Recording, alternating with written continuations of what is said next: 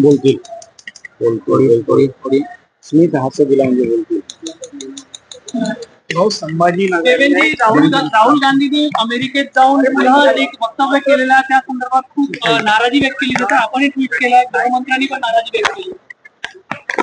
खरं म्हणजे राहुल गांधींचा आणि काँग्रेसचा खरा चेहरा हा परदेशातल्या त्यांच्या वक्तव्याने समोर आलेला आहे। राहुल गांधी स्पष्टपणे आरक्षण संपवण्याबद्दल बोललेले आहेत।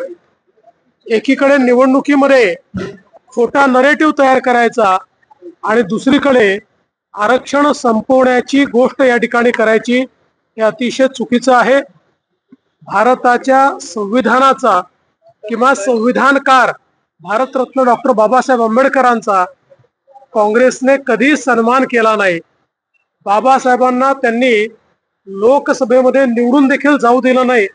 2 वेळा षडयंत्र करून बाबासाहेबांना पराभूत करणारं हेच काँग्रेस आहे। केवळ मतांच्या करता कशा प्रकारे ते खोटा नरेटिव्ह करतात हे आता राहुल गांधींच्या वक्तव्याने स्पष्ट झालेलं आहे। भारतीय जनता पक्षाची भूमिका स्पष्ट आहे, आम्ही आरक्षणाच्या बाजूने आहोत। हे आरक्षण बंद केलं जाऊ देणार नाही। भाऊ, हिंदी में बताइए, राहुल गांधी ने किस तरह से अमेरिका में जाके किया है, बोला है। राहुल गांधी का असली चेहरा और कांग्रेस पार्टी का असली चेहरा, ये विदेश में उन्होंने जो वक्तव्य दिया है इससे पूरे तरीके से स्पष्ट हुआ है। क्योंकि राहुल गांधी यहाँ तो संविधान बचाने की बात करते हैं और वहां जाकर आरक्षण समाप्त करने की बात करते हैं। कभी भी कांग्रेस ने भारत रत्न डॉक्टर बाबा साहेब आंबेडकर जी का और संविधान का सम्मान नहीं किया।